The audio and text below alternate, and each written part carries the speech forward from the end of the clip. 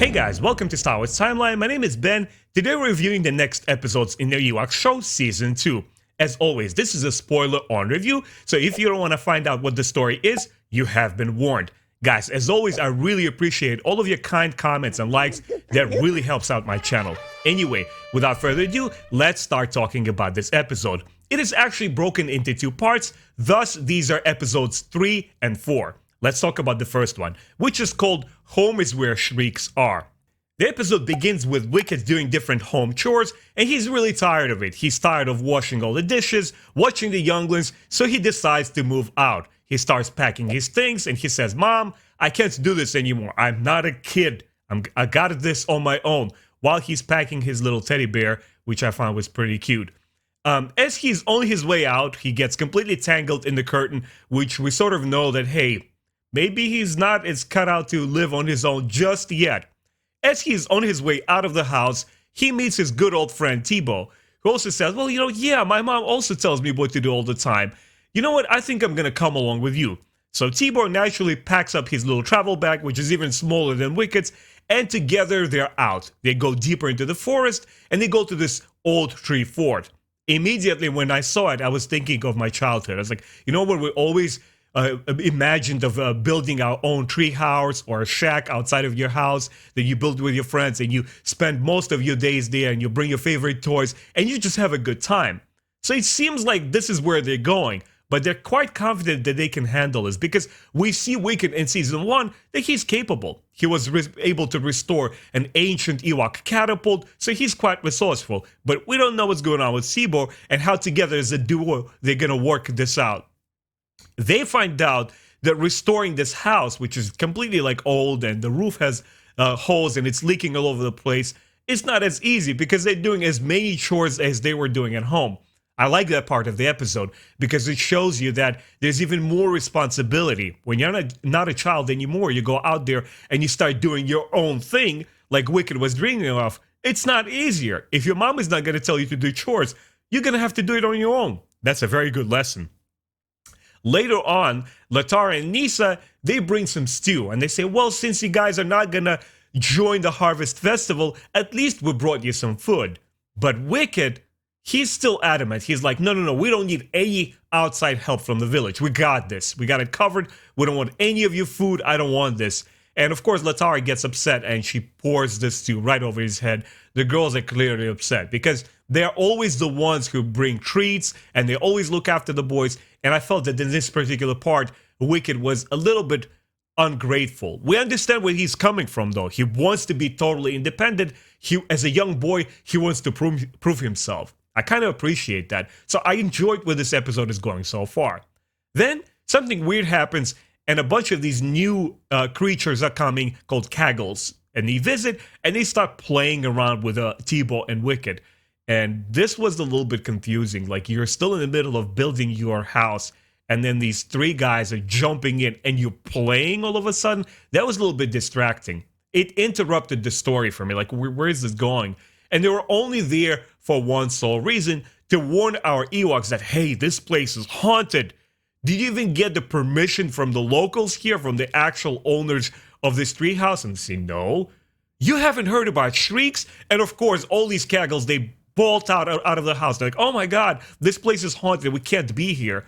So once again, the episode is building a little bit of intrigue, because we saw those little weird eyes in the beginning in the shadows right beneath the tree. And I'm thinking to myself, okay, so how is this going to resolve? What's happening here?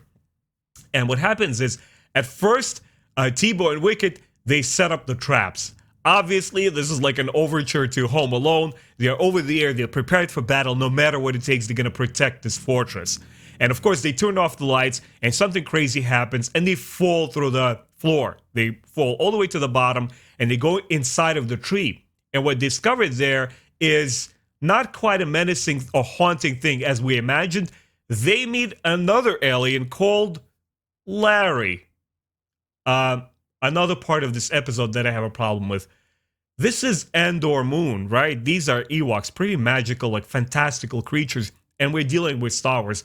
Why would you kind of humanize this alien or bring it home or try to get more, I don't know, whimsical, or was it a funny kind of thing? He is just called Larry. So there's two things I didn't like. I didn't like his name, and I didn't like the way that he looks like, which didn't quite jive with the rest of the Andor and the creatures that we see in the first season. But what was enjoyable is his story. He tells the Ewoks, like, look, when I was a boy, I also always dreamed of living on my own. And this is what happened. I went to this 4-tree house. I started living on my own. But when I discovered that it's not fun anymore, guess what? I tried to go back, and my tribe was not there anymore. So it was a little bit of a heartwarming moment there. I felt for him, and I said, oh, wow. Okay, so this is a pretty cool lesson once again here. So even though I didn't like the way that he looks like, that he doesn't necessarily is believable like Andor Moon Citizen, at least his story was interesting. It was a warning story for the both Ewoks, and of course Tebow and Wicket, they're saying, we're not going to have any of this. We got to go back to the village. And of course they make it right back when the festival is starting, and they feed their new friend, and everybody lives happily ever after. So this was an okay episode for me, guys. The only things that kind of didn't work for me first were the 3 Kaggles, which are solely there to say like, oh, by the way, this place is scary. And I didn't feel like they were necessary. You could have played that part of the story and told us that the Ewoks discovered themselves that, hey, something is amiss here. We're going to find out what happens next. Didn't need to happen. And the way that they call this creature Larry and the way that he looks took me out of the experience a little bit. But overall, I would say it was a pretty decent episode. Quite enjoyable. Then we go to Princess Latara. And immediately, right when I read the name of this episode, I thought, this is going to be some classic play on a familiar story, where somebody impersonates a princess or a prince, and something has to happen to them as a result of that. And this is exactly what happens in this episode. So, we meet these frog-like creatures called Gorfs.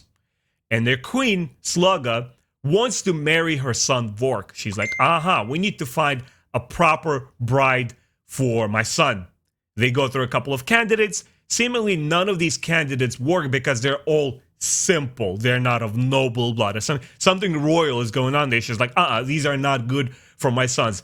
Even though the son is some kind of a dullard, he's like, oh, yeah, ma. Yeah, I like them. Like, I enjoyed his goofiness, but did not enjoy the way that these aliens look. Once again, it's something to me that unfortunately I have to be picky about. They need to feel like they belong on Ender Moon. Obviously, this episode, the way Paul Dini writes it, it's a nod to classical European folktales, right? The princess and the frog. And you're thinking about the same thing. So these creatures look like almost like our real-world frogs. Slightly more alien-looking, but still, it's so close to what we know with our fairy tales, it just didn't work for me. Anyway, they're looking for this princess. Back in the village, something else is going on. Nisa arranges for her friend Latara to become a princess for one day. Because Latara, just like in the previous episode with the Wicked, she's also sort of like tired of doing all the chores, and it's like, hey, what if I was a princess for one day? Maybe I could have, lived a whole different life.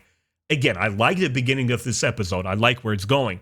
Nisa says, okay, no problem. All right, I'm the chieftain's daughter. I am the princess here. But you want to feel like what it's like to be a princess for one day? Because there's also a lot of responsibilities there. We're going to arrange it, no problem. And what Nisa does very cleverly, one of the reasons that I really enjoy her, she makes a pact with her friends. She's like, hey guys, I really need you to help me out here.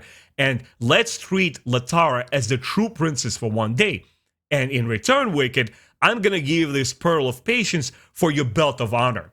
We've seen earlier episode with Wicked where he tries to complete this belt of honor, that he has to perform different tasks which are worthy of a warrior, and only then he will be fully recognized. I like that they brought this older element into this episode. You need a pearl of patience, which basically you have to demonstrate that you're a patient person. I'm like, all right, I really like this part. So far, everything is working for me. The moment that Latara becomes a princess, she starts bossing everybody around. She's like, you peasants, you have to do what I say.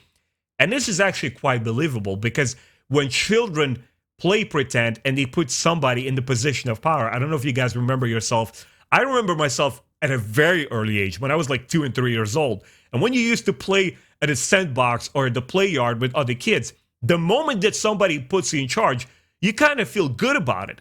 you kind of start bossing everybody around. And when everyone gives you attention and does what you say, it makes you feel good because you're like bossing everyone around. You do this, you're going to play this part, you're going to be this guy. Even with like boys and girls playing house, when the moment you get that moment of authority, you guys get the point. Anyway, Latara is bossing everyone around, but in the village, these frog-looking aliens, two of them, Gorfs, they spy on the Ewoks. They figure out what happens, and they say, aha! So this one is the princess, Latara. Let's grab her. So they grab her, they bring her back to the Queen Slugga. And of course, Slugga sees this very pretty young Ewok, and she says, this is the perfect wife for my son. This is going to happen. Of course, Latara tries to play it off like, look, I'm too young to get married. And besides, I got to go. She makes like all of these different kinds of excuses to stall. In the meantime, Wicked, Tibor, and Nisa are making their plans. They're looking, observing the whole situation from the shadow. And like, hey, we got to do something. Of course, Tibor and Nisa are grabbed. And Wicked has to improvise here. He is I would say, the hero of this episode. He helps everyone break free. And they start, chasing each other, and all of these like frog-like creatures are chasing them down these tunnels. And there's this muddy ramp, and the queen tries to go after the Ewoks. And at the end of the chase, Wicked grabs the crown, literally. He throws it at the queen, and this is what is able to stop them. It's almost like, if you want to read into it a little bit, it sort of says that, heavy lies the crown.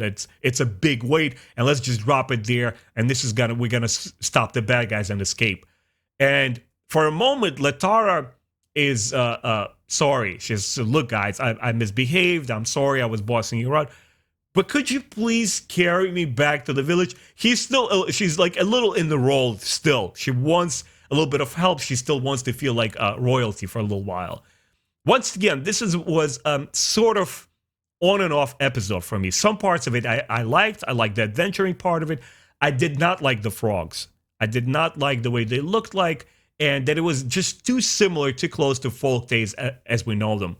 And if we combine the two elements of both of these episodes, the part that relates to the Ewok storytelling the most was Wicked's belt of honor, and that he needed to get that pearl of patience. That to me was the key moment that I liked.